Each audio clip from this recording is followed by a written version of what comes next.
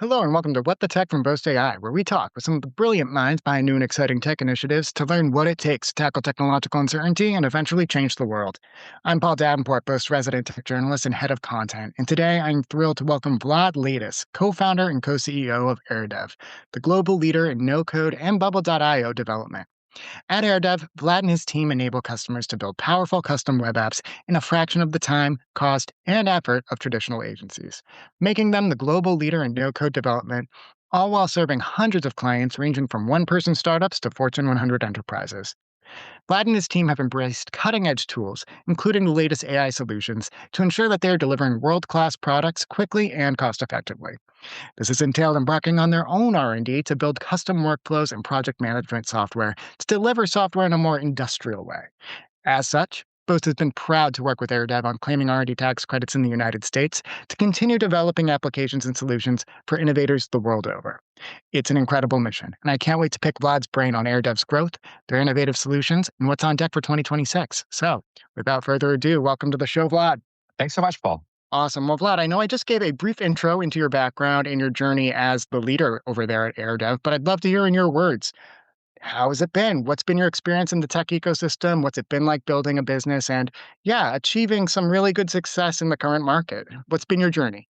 Yeah, we've been doing this for about 10 years at this point, maybe a little bit over. And basically, we founded AirDev on the premise that there was a different way to make custom software. And originally, me and my co-founder stumbled upon Bubble, which is this no-code builder that allows you to build software without coding. And both of us come from a non-technical background, from an MBA background. And so we don't know how to build software. We don't know how to code.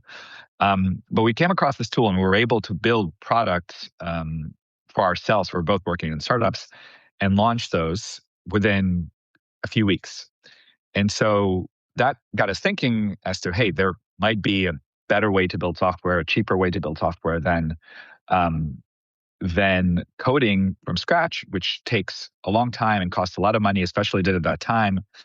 And so that's what AirDev was really, that's the premise that AirDev was really founded upon, which is that there's kind of an easier way to make custom software. And we've been doing that since. And recently, of course, over the past year, really things have changed drastically with AI, and that's changing how everybody's making software, including us. And so we're kind of in a transitionary period for us with the approach that we take.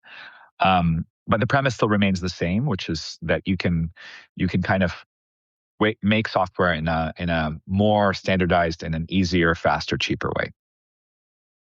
That's an easier, faster, cheaper way. So I'm going to call back on a few points that you referenced there so that I can pull on some of those threads. So again, you wanted to find a different way to make software. You want to make it easier, and also speaking to a challenge that you felt personally. You don't have that technical background. You're not a developer out of the box. You needed to kind of learn on the fly how to pull together your own solutions, which really shone a light on the problem. Calling back on some recent episodes that we've had, by and large, the biggest theme for the most successful products are we had a problem that I felt acutely before I was the founder. And then I went on a mission and I made sure that I stayed laser focused on that premise that you kept on bringing up. Easier, faster, cheaper way to actually get it done. Now, you have an MBA background and you also mentioned your co-founder. Could you tell me a little bit about how you met your co-founder, how you guys came together, and maybe the complementary skill sets that you bring to the table in building AirDev? Yeah, so we were classmates in business school. We were in the same section, and the way we came together is we kind of were both independently working on startup ideas. So we were both interested in entrepreneurship during business school, and I was working on a startup idea, and he was working on his, and both of us were in the same position of, hey, we don't actually know how to code, so we got to figure out: do we find co-founders? Do we try to raise money and hire developers, because developers are very expensive? And so we're both struggling with this, and then came across Bubble when it was in its very, very early days. So this was, I think, a few months into the company being founded, and they had very few users. And Andrew learned about it first, and then he told me about it, and both of us just really, really got into it. So we ended up spending kind of our nights and weekends doing this, and found it really fun to just tinker and build. And just because neither one of us knew code, like we never learned the language of code, but we still had that kind of, I guess we just like doing that kind of work. And so Bubble all of a sudden was this unlock where, oh, now we can do this stuff that we couldn't do before because we didn't know the language of code. And then, yeah, we've been working on it ever since. I mean, in some ways we're similar. We come from a similar background.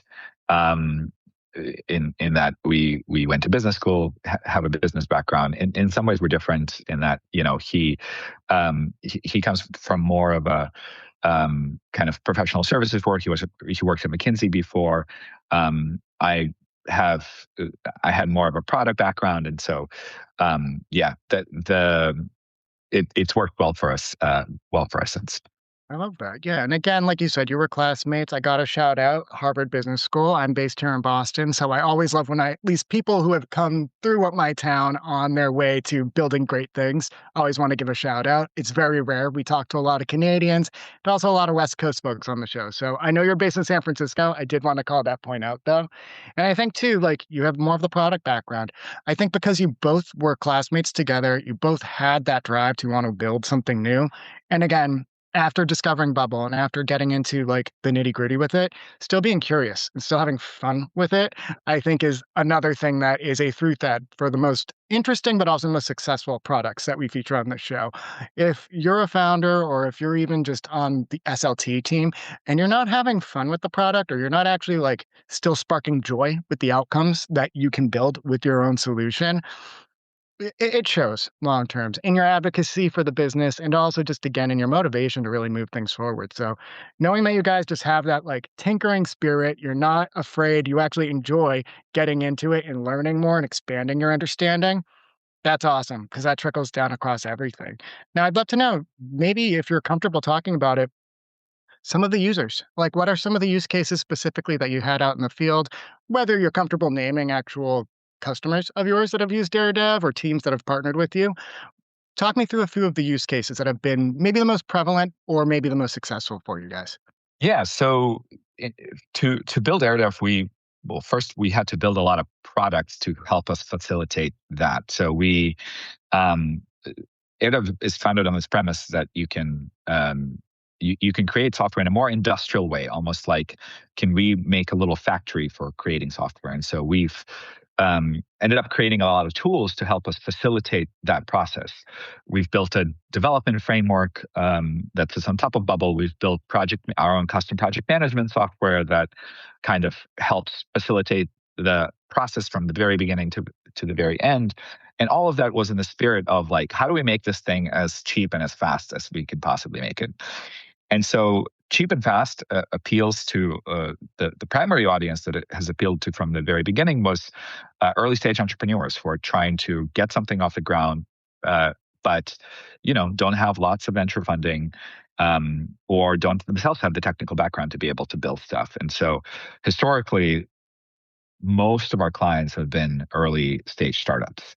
And that could be a one-person thing. That could be multiple people. They could be bootstrapping. That could have some funding. But early-stage entrepreneurs have been historically the largest customer segment that we've had. And then over time, that has changed. So now we get more larger clients. We get enterprises. Sometimes we get, we do some government work, and that. But the principle still stays the same: is how do we make software in the cheapest, fastest way possible, and how do we kind of build and continue building a factory for creating software? Like, how do we make it be a process that's kind of more standardized, that uses machinery and tools in the right place to make the software creation be as simple as possible. I love that. I'm hearing a lot of simpatico too with our mission here at Boast. I'd be remiss if I didn't call it out, not to jump right into the boast of it all, but It's very similar to what we're trying to deliver with companies, and it was actually very similar to our trajectory. We really became, in our earlier years, that go-to resource for teams that were not necessarily strapped or not necessarily so small that they didn't have people with expertise, but they had R&D teams who were very focused on R&D, very focused on the technical side of it.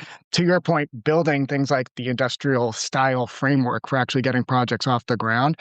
We don't want those folks who are very in the weeds with the technical stuff having to go away from driving that innovation to then get boned up on financial jargon. And then at the same time, finance teams, they're focused on building a business, especially at that early stage when they're getting their Series A, getting their Series B, getting any kind of funding on the table, or even beyond that, just making sure that maybe a team of one on the finance side can do all the general accounting and the general bookkeeping.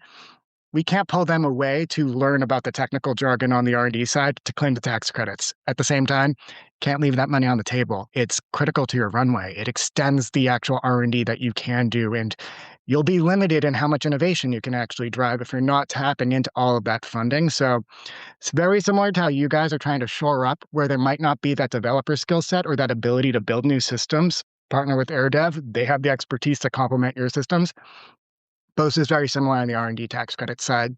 We don't want you to overextend or distract your teams in-house, but we want to make sure that you're getting everything that you need and not leaving anything on the table. So might sound a little salesy, but I needed to make that connection just because it was really ringing true. And then at the other point I wanted to make was, again, you mentioned you guys are actually building your own project management software. You're developing your own kind of industrial framework. This is all R&D that is worthy for R&D tax credits. I haven't mentioned it, but you guys are a partner with Boast. We've worked with you guys for a while. Sylvia on my team has nothing but great things to say about you. Could you tell me a little bit about the internal R&D that you guys are executing today and how it is maybe unique from anything else that had been on the market previously, or even just how it helps you guys deliver, again, that industrial grade solution that you have for building software? Yeah. Yeah, and once again, it's all changing now because AI is kind of changing everything. But just going back to how we've been doing it over the years, I think the idea is that at every step we want to figure out what can be standardized about the software development process and what needs to be customized. Because when you build a piece of custom software for somebody, it's not like you're building a factory that creates widgets. Every widget is the same, but every product that you build is different. If you're in the software business. And so that's a very hard thing to scale. It's really hard to scale something where every engagement, every product looks different than every other engagement, every other product. And so to do that, you have to do a bunch of stuff. One of them is you have to standardize your product, or at least we've opted to standardize our product. So the framework that I mentioned, that was in an effort to standardize our product, where you basically try to figure out when you take a piece of software, what are the things that are common to every product that we're going to be building? And let's go ahead and standardize that. Then what are the things that are going to be unique for every product that we're going to be building? And can we figure out a way to modularize, create modules that we can pull in as needed for those unique features? And then on top of those, supplement with completely custom development. So it's kind of like this approach of you take a foundation that does everything that every product needs to do. Then you add in certain modules that some products need to do. And then you add in custom development work that only this product needs to do. And that results in a totally custom product that was built in a much simpler way than if you're building the whole thing from scratch. And so building out that framework of the foundation of the modules has been a critical part of R&D, but a whole bunch of other things. Our project management system is really oriented around how do you turn software development into kind of an assembly line? You're going to have a bunch of people.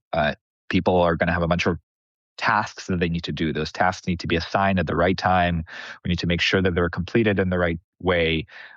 We need to, have a bunch of systems talk to each other and make it so that nothing kind of falls through the cracks. And so systems like that are what facilitates being able to build things in just an easier way. Turning software dev into an assembly line. I know it's not as simple as that, but candidate for title of episode. I think that's a really good way of kind of putting a bow on what I think you guys deliver without also not selling it short. Because to your point, it's that standardized versus that customized. There's got to be pieces that will work across the board, but another point you made, every product at the end of the day is unique and it is going to be custom at the actual sign off, even if you're taking winning pieces from other workflows and plugging them in. So love that one. Now, I'd love to know a little bit more about too just how you guys have gone into building the business. Again, funding innovation is tough. That's the name of the game that Boast is in. We want to make sure that we can focus on the R&D tax credit sides of it. But how has AirDev achieved growth generally, even outside of the R&D of it all? Leaning on other government programs, working with bootstrapping yourself. Just tell me about how that has come together more on the business side, even beyond the R&D of it all. Yeah, from the financial perspective, we've bootstrapped it. I mean, we have the nice thing about a business that kind of looks like a service business is that your clients tend to spend larger amounts of money, and so you can potentially use that to fund your innovation and your development. So that's what we've done is basically use revenue to fund our growth. Versus any, we haven't taken on any other kind of financing. No, I love it. That makes sense. Another thing too that I'm going to call out as a running theme on a lot of these calls is we might call them evangelists, but it really is just if you have happy customers who are going to pay for your solution and you're delivering an at least sufficient solution, if not exemplary solution, ideal state is what you just described there. You don't have to go looking for outside investors. It's literally the proof is in the pudding. The customers are paying for it. They're willing to maybe pay a premium for this product. And it's going to give you that runway that, again, can be complemented by things like R&D tax credits, which are fantastic on the R&D and product development side. But at the end of the day, if revenue can not only keep the lights on, help you guys grow and succeed and achieve more, that's awesome. That is a sign that you guys are doing something very right. You don't need me to tell you that. You have the MBA. So again, killing it on that front. Now, I'd love to know what's next for AirDev. Do you guys have any big aspirations for the rest of 2026? Are there going to be new products coming to the market, new projects you're working on, or staying the course and continuing that upwards to the right trajectory? Yeah, I mean, we are the big thing that we're doing is we're kind of retooling for the AI world. Everything in the software development world has changed in the past literally 6 months. The tools like Claude Code and the latest AI models are no software development business is the same as it was then. And we are kind of working through that and retooling for that and figuring out what does that mean? What does that look like for us? But I imagine that in a year, we probably will look very differently than we looked a year ago because of that transition. And then we also build products ourselves as well. So we're working on a couple exciting more products that we're excited to release. And yeah, so a lot of things happening, but all of them centered around, not surprisingly, AI. Yep, that is the buzzword of the decade at this point, I'm realizing. But to your point, even in just the past 6 months, all of our customers are feeling something very similar, and all the founders that I'm talking to. It's funny because in a couple weeks, I'm going to be going down to Austin with Sylvia and Ashley on my team to go to SaaS Talk. And I'm like, when are they going to start changing the names of all these SaaS conferences? Because we've swapped that out. AI has basically been plugged in Mad Lib style to a lot of the SaaS conversations.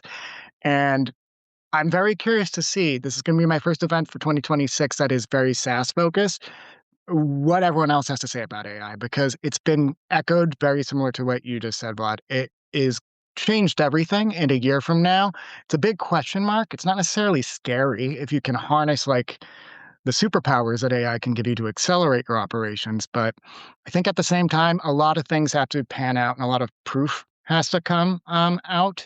I'm a fan of Claude. If we have to pick our favorite AI tools du jour, I've had a lot of success with that in terms of helping me optimize some of the content that we put out.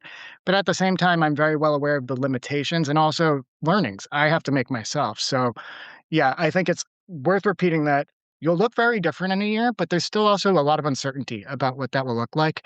But I think that premise that's at the heart of what you guys led with AirDev on making a more efficient, more cost effective process to actually develop and expand that technical prowess, that's still going to be at the core of the business. It just might come in a different form factor now that, God, AI is accelerating by the day, if not the week or month or year, everything that we're doing in the innovations ecosystem. So I hear you loud and clear there. Now, before I do a formal sign off, any thoughts about just what it's been like working with partners like Boast? To again, we're not necessarily critical to the funding of the business, but we are helping at least extend your R&D workflow by making sure that you can claim those R&D tax credits. Any comments about what it's been like working with our team? I know you're not our primary contact at the business, but I'd just love to know how those have panned out in helping you build the solutions that you have, and also just if we've been helpful, if our team has been able to make it so that you don't even really have to think about us on an annual basis. Any notes about that that you could share? Yeah, for sure. It's been very helpful, and I mean the broad thing is that when you're running a business, you want to worry about as few things as possible that are critical to your business. That is the thing that makes your business unique, and then ideally not worry about too much else that does not make your business unique. That is just a thing to sort of keep the lights on. And it feels like services like Boast are very helpful in that. If you can just outsource the thing that is that somebody knows better than you, and you don't really need to know, it just makes it a lot helpful. And I think Boast has allowed us to do that in a very easy way. Yep, and that's kind of music to my ears. I wanna hear that you guys aren't really thinking about us, that we're getting it done for you, you're seeing the money come through, and it's been a no-hassle situation just because the horror story is somebody pulls someone from their dev team, someone from their finance team, which might even just be teams of one, and together they're spending 50 to 100 hours just getting the details right for the claim, then getting audited and adding 100 hours and IRS introspection into the process. That's a landmine. And we want to make sure that you don't even have to pull those stakeholders out for more than maybe like an hour on an annual basis while you're rolling with it to do a tech scoping. It needs to be as passive as possible and deliver the results that you expect to, again, keep the lights on. Really just make sure that we're pushing on the innovation side, that you can plug it into just doing more product development and just delivering on these promises. They're at the core of your mission. So love to hear that. Very happy that you have only good things to say about us. And Vlad, I'm very excited about what's up for AirDev. So I cannot thank you enough for joining us on the show. Thanks so much, Paul. Thanks for having me.